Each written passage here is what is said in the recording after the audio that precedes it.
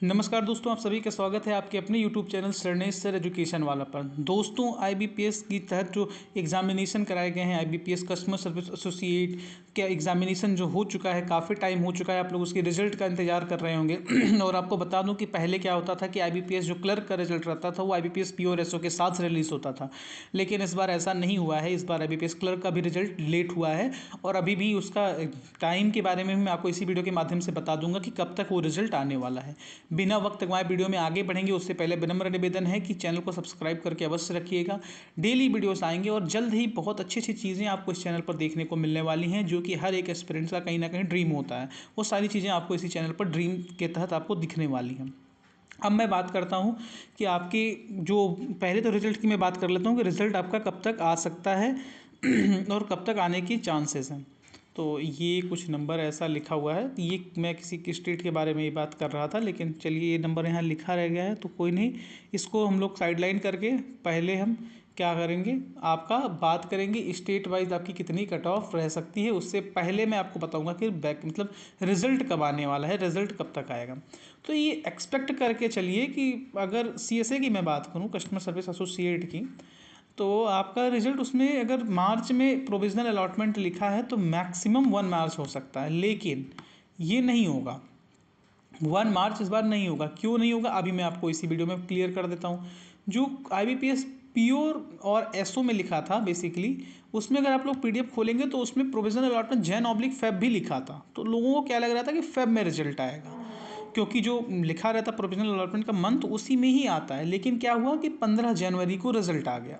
तो इसका भी रिजल्ट आप लोग कब तक एक्सपेक्ट कर सकते हैं? कुछ लोग बोल रहे हैं कि इस महीने भी आ सकता है। उम्मीद देखिए, इस महीने आने की इसकी उम्मीद CSA की तो कम है। इस महीने तो चांसेस आ गया तो फिर तो बहुत ही बल्ले बल्ले है, फिर तो बहुत ही लड्डू बांटेंगे, पेड़े बांटेंगे, सब कुछ बांटेंगे। लेकिन इस महीने आने की चांसेस CSA की कम है। आप लोग एक्सपेक्ट कब कौन कौन सी डेट को कर सकते हैं कि हाँ इस तारीख में आ सकता है? 1 फरवरी को आप लोग एक्सपेक्ट कर सकते हैं। 1 फरवरी को आप लोग एक्सपेक्ट कर सकते हैं। हालांकि 1 फरवरी को पेपर भी लगा हुआ है IBPS का एक, तो 1 फरवरी को इसलिए मुश्किल हो सकता है, लेकिन 1 फरवरी को भी आप लोग एक्सपेक्ट कर सकते हैं। इसके अलावा आप लोग कब सरप्राइज करता है IBPS? कभी कभी अगर हम लोग इसी के ट्रेंड के हिसाब से चलें तो 9 फरवरी को भी आप लोग एक्सपेक्ट कर सकते हैं कि 9 फरवरी को भी आप लोग एक्सपेक्ट कर सकते हैं। क्यों? क्योंकि आंसर की इसी दिन आई थी भैया। और उसके अलावा आप लोग की बात करें, आप लोग जो मैक्सिमम एक्सपेक्ट कर सकते हैं 15 फरवरी को। इसके बाद भी अगर नहीं आता है तो फिर आप लोगों का 1 मार्च को ही आएगा। फिर कोई एक्सपेक्टेड डेट नहीं है। तो ये 3 हो गई एक्सपेक्टेड डेट। इन तीनों दिनों पर आप लोग रिजल्ट को एक्सपेक्ट कर सकते हैं। हाँ, एक 31 जनवरी को भी एक्सपेक्ट कर सकते हैं, लेकिन उस दिन एक्सपेक्ट करना, मैं कह रहा हूँ कि अगर आ गया तो ठीक है जनवरी में, अदरवाइज फरवरी में तो लड्डू पेड़े लेकर के तैयार हैं। ऐसा करिएगा आप लोग, ठीक। अब आते हैं हम लोग कट ऑफ के ऊपर। पहले हम लोग बात करेंगे कि सेक्शनल कट ऑफ कितनी रह सकती है, और फिर मैं बात करूंगा कि आपका ओवरऑल कट ऑफ कितनी रहने की चांसेस हैं। तो मैं ये 79 किसी एक स्टेट विशेष का नहीं लिख करके रखा हूँ। ये क्यों लिख करके रखा हूँ आखिरी में आपको बताऊंगा मैं। इसको थोड़ा सा हम लोग इस पर आपका ध्यान रहना चाहिए। क्यों रहना चाहिए मैं अभी आपको बता देता हूँ। अभी क्यों मैं लिख करके रखा हूँ फाइनल में क्लियर कर दूंगा। तो आप लोग अगर सेक्शनल की बात करें, अगर आपके GA में 5 मार्क्स बन रहे हैं तो आप लोग का सेक्शनल नहीं रुकने वाला, आपका सेक्शनल क्लियर हो जाएगा। 5 मार्क्स बहुत इजीली बन जा रहे हैं CSA में, तो बहुत खासकर इजीली, मतलब इजीली इन द सेंस कि अगर आपने थोड़ा सा दिमाग लगाया है तो बन जाएंगे। जैसे कि कई सारे क्वेश्चंस में, सारे में अगर आपने ऑल ऑफ द अबव भी मार्क कर दिया है ना, तो आपके 2 नंबर वाले और 5 क्वेश्चन तो वैसे ही सही हैं। 5 मतलब नंबर, 6 नंबर तो वैसे ही मिल जाएंगे कि सबका ऑल ऑफ द अबव ही सही था। और इसके अलावा थोड़ा सा भी अगर दिमाग लगाया हो तो कई सारी चीज़ों को आप लोग इजीली आंसर कर सकते थे। जैसे कि अभी स्पेस में शुभ्रांशु शुक्ला, वो भी 2 नंबर का सवाल था। और NHIS का एक क्वेश्चन कुछ आया था, मुझे क्वेश्चन नहीं एग्जैक्टली याद है, लेकिन उसमें उसमें हाउसिंग शब्द, जो हाउस होल्ड था, जो नेशनल हाउस होल्ड सर्वे जो हो रहे वाला है, तो उसमें हाउस होल्ड का कहीं ना कहीं आपको हिंट भी मिल रहा था। वो 2 नंबर का क्वेश्चन था, तो वो भी आप कर सकते थे। तो 5 मार्क्स आप लोग मान के चल सकते हैं। अगर 5 आपके ±1 भी हैं तो आपकी GA की सेक्शनल कट ऑफ नहीं रुकने वाली। इंग्लिश की बात करूँ तो इंग्लिश अगर SBI जूनियर एसोसिएट का किसी ने दिया होगा तो उसे पता है कि उसके कंपैरिजन में RCs इसकी डुएबल थी। तो अगर 10 ± 1 यानी कि 9 से लेकर के 11 तक अगर आपकी बन रही है तो आप लोग सेफ हैं, आपका सेक्शनल निकलने वाला है, कोई नहीं रोक सकता। अब इसी में मैं बात करता हूँ क्वांट 11 ±1, यानी कि 10 से लेकर के 12, इससे ऊपर नहीं जाने वाला क्वांट का कट ऑफ। और रीजनिंग की मैं बात करूँ तो ये भी 11, आप बोल सकते हैं कि 12 ±1 हो सकता है। इंग्लिश और रीजनिंग आपस में स्वैप कर सकते हैं, ये हो सकता है रीजनिंग 12 पर आ जाए और इंग्लिश 10 पर चला जाए, तो ये सेक्शनल कट ऑफ रही। तो सेक्शनल कट ऑफ में इससे ऊपर अगर आपका आ रहा है तो आपको कहीं और वीडियो देखने की ज़रूरत नहीं है, इसी चैनल को सब्सक्राइब करने की ज़रूरत है, ठीक। ये इससे ऊपर आ रहा है। अब आते हैं हम लोग कैटेगरी वाइज कट ऑफ पर। तो पहले हम शुरू करेंगे एसटी कैटेगरी से, और उसके बाद फिर एससी, फिर ओबीसी, फिर ईडब्ल्यूएस और फिर जनरल कैटेगरी की आप लोगों का डिस्कशन करेंगे। एसटी कैटेगरी में अगर आपने सारे सब्जेक्टों की कट ऑफ क्लियर की है, यानी कि 12, 11, 23, 10, 33, 33, 5, 43, ये 43 जो आपका बन रहा है, इससे ऊपर अगर आपने 2-2, 3-3 नंबर या 43 सब में सब्जेक्टों में अगर आप लोग पकड़ के चलिए आपने सिर्फ 3-3 नंबर एक्स्ट्रा निकाले हैं तो 3 चौके 12, 43 और 12 हो गया 55। 55, ये आपकी एसटी कैटेगरी की कट ऑफ रहने वाली है 55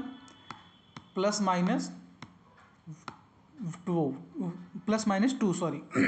तो अगर आपके 55 ±2 बन रहे हैं तो मैक्सिमम स्टेट में आप लोग एसटी कैटेगरी से हैं तो आप क्वालिफाई कर देंगे। कुछ एक्सेप्शनल स्टेट्स हैं, उनकी बात नहीं कर रहा हूँ, उनके बारे में लास्ट में बता दूंगा कौन कौन से एक्सेप्शनल स्टेट्स हैं। फिर मैं आता हूँ कैटेगरी नंबर 2, एससी कैटेगरी पर। एससी कैटेगरी में कंपेरेटिवली एसटी की तुलना में बच्चे ज़्यादा होते हैं, लेकिन फिर भी इनका कट ऑफ भी काफ़ी डिम जाता है। एसटी कैटेगरी में अगर बात करें सारे सेक्शनल कट ऑफ को क्लियर करते हुए कंडीशन अप्लाइड है कि सारे सेक्शनल आपके क्लियर होने चाहिए। सेक्शनल नहीं होगा तो आपके 150 नंबर भी बना करके आए हो, आप लोग 150 नंबर भी पा रहे हो तो आपका पेपर नहीं क्लियर होगा, लेकिन सेक्शनल आपके क्लियर होने चाहिए। इस सेक्शनल का ऐड करने पर जो हमारा सम आया था वो आया था, यहाँ पर मैं लिख ही देता हूँ कितना, 22, 11, 12, 11, 21, 21 और 10, 31 और 5, 37, सॉरी 36, 31 और 5, 36, सॉरी 36 था। अब अगर इसमें आपने ऑन एन एवरेज पर सब्जेक्ट का, यहाँ पर मैंने बोला कि 55 ±2 है, यहाँ पर मैं एससी कैटेगरी के सीधे बगैती किए बिना सीधे कट ऑफ ही लिख देता हूँ 58 ±2, ये मैक्सिमम कट ऑफ रहने वाली एससी कैटेगरी। किसी भी स्टेट में 60 से ऊपर नहीं जाने वाली है, 60, 61 max to max. Exceptional states की भी मैं बात कर दिया हूँ इसी में। अब मैं आता हूँ ओबीसी और आपका ईडब्ल्यूएस, ये दोनों को साथ ही में लिख देता हूँ, एक आध नंबर का फर्क, दो नंबर का फर्क रहता है, वही मतलब अप्रॉक्स में उस रेंज में ही आ जाते हैं लोग।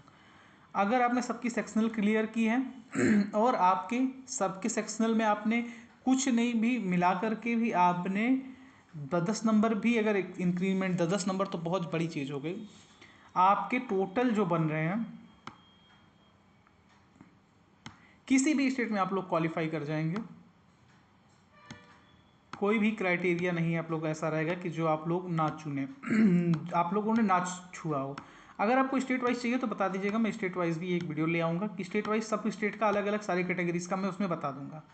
ये हो गया ओबीसी और ईडब्ल्यूएस। अब मैं यहाँ बात करता हूँ जनरल कैटेगरी की, इधर लिख लेता हूँ। सबसे हाई कट ऑफ इन्हीं की रहती है बेचारों की, जनरल कैटेगरी की, और इनसे ऊपर किसी की भी नहीं रहती है, ना तो एक्स सर्विस मैन उनकी तो बहुत नीचे रहती है। जनरल कैटेगरी की जो कट ऑफ है उसके बारे में मैं आपको बता देता हूँ। जनरल कैटेगरी में किसी भी स्टेट में हैं आप।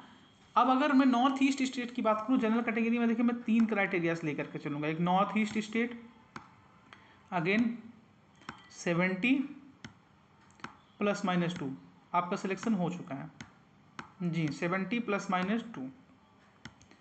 इसके अलावा थोड़े से जो मिड स्टेट हैं इसमें आप लोग 76 ±2, और जो हायर जिनकी जोन रहती है उनमें भी मैं नाम बता देता हूँ कौन कौन से। 80 प्लस माइनस आपका 2। अब 80 और 78 दो जगह लाई कर रहे हैं, तो 78 क्यों है, तो 78 ही मैक्सिमम स्टडी कट ऑफ रहने वाली है इस बार, 78 प्लस माइनस 2 यही रहने वाली है। अब 80 या 80 के अप्रॉक्स किसकी रह सकती है, 80 पॉइंट समथिंग, 79 पॉइंट समथिंग या 81। तो वेस्ट बंगाल, दिल्ली, चंडीगढ़, हरियाणा, पंजाब, ऐसे ही कुछ राज्य हैं जिनकी कट ऑफ इतनी रह सकती है।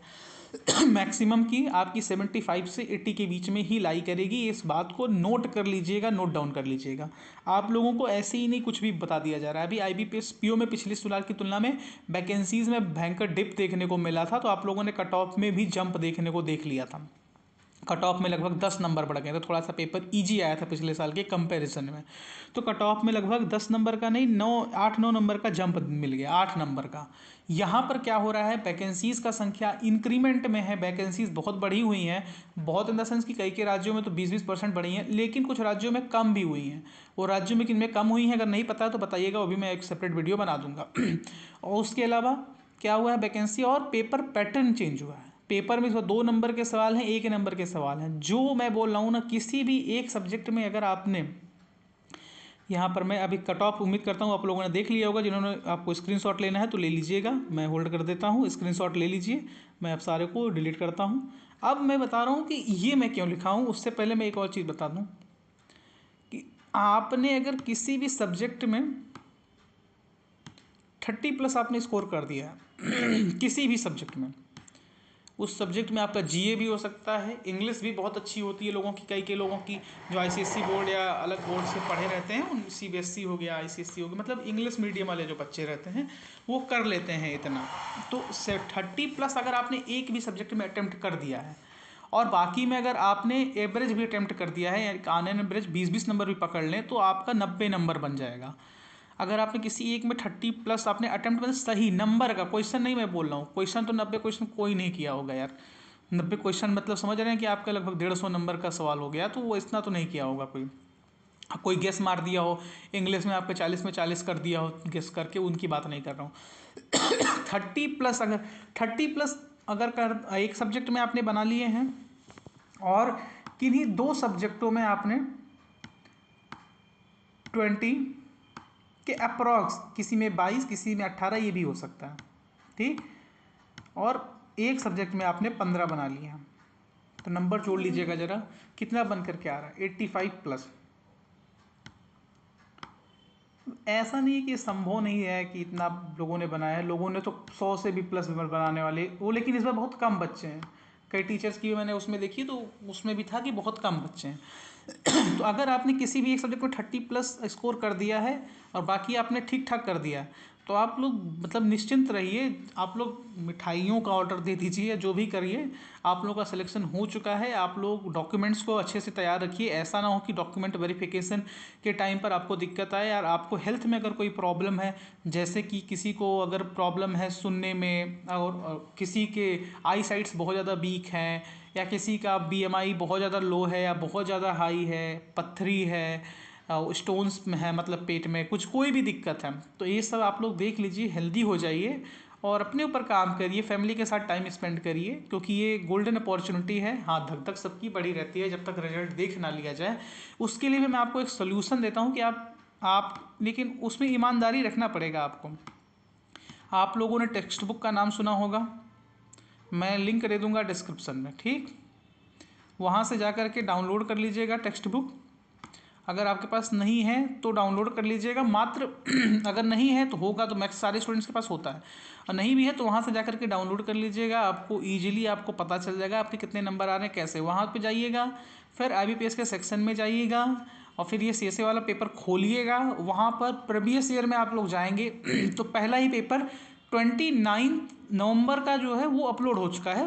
1 दिसंबर, जैसे पूरे भारत में 1 दिसंबर का पेपर नहीं अपलोड हुआ है, वो थोड़ा सा रिलेटिवली थोड़ा सा हायर साइड लोग कह रहे थे ऐसा था, लेकिन उसका पेपर कहीं पर भी मेमोरी बेस्ड नहीं मिल रहा है। तो अगर आपकी इस पेपर को बनाने में अगर आपकी परसेंटाइल या रैंक आप लोग लाई कर देते हैं, मतलब जो 100 में टॉप 100 में है उनका तो भाई मैं बात ही नहीं कर रहा हूँ, लेकिन अगर इसमें भी आपने परसेंटाइल अगर छू लिया लेकिन ईमानदारी से मैं बात कर रहा हूँ, आप लोग अगर SC ST कैटेगरी के हैं तो 90 परसेंटाइल आप लोग प्लस में, अगर 85 परसेंटाइल प्लस भी अगर SC ST के हैं तो आपका सिलेक्शन हो चुका है। OBC के हैं आप लोग, अगर आप लोग OBC के हैं और 92 परसेंटाइल 93 परसेंटाइल से भी ऊपर है, OBC EWS 90 परसेंटाइल से भी ऊपर है तो आपका सिलेक्शन हो चुका है। जनरल कैटेगरी के हैं तो 93 परसेंटाइल या 92 परसेंटाइल से भी ऊपर है तो आपका हो चुका है। उसमें आप लोग एक बात याद रखिएगा, ईमानदारी से जो आंसर वहाँ पर लगाए थे वही आंसर वो यहाँ पर भी लगाइएगा। जैसे GA में आपको आंसर्स पता होंगे आपने वहाँ पर क्या लगाया है, और GA में आपको यहाँ पर भी वही सेम आंसर टिक करने हैं। अगर गलत टिक किए थे तो गलत ही करिएगा, सही किए थे तो सही ही करिएगा। वैसे ही इंग्लिश में आपको पता होगा वहाँ पर आपने कौन से क्वेश्चंस अटेम्प्ट किए हैं। थोड़ी सी मेमोरी, अगर इतना भी गधे नहीं है हम लोग तो हमको पता रहता है। क्वांट में आपने क्या क्या किया था ये भी आपको पता होगा, कहीं लिख करके रखे होंगे, तो अप्रॉक्स उतना ही अटेम्प्ट करके आइए तो देखिए आपका कितना बन रहा है। अगर आपके उस पेपर में आप लोग किसी भी कैटेगरी से हैं और आपने 80+ का स्कोर कर दिया मेमोरी बेस्ड, हाँ अब इसमें गेस वर्क और ये तुक्के अभी हम मारने कोई फ़ायदा है नहीं, तो आपका सिलेक्शन हो चुका है, आपको कोई घबराने की बात नहीं है, बस रिजल्ट का इंतजार करिए। फिर मिलते हैं इसी चैनल पर एक नई जर्नी के साथ कुछ नए एडवेंचर्स के साथ, वो मैं अभी नहीं बताऊंगा नए एडवेंचर्स नई जर्नी क्या होने वाली है। आप लोग चैनल को सब्सक्राइब करके अवश्य रखिएगा। जय हिंद, जय भारत, भारत माता की जय।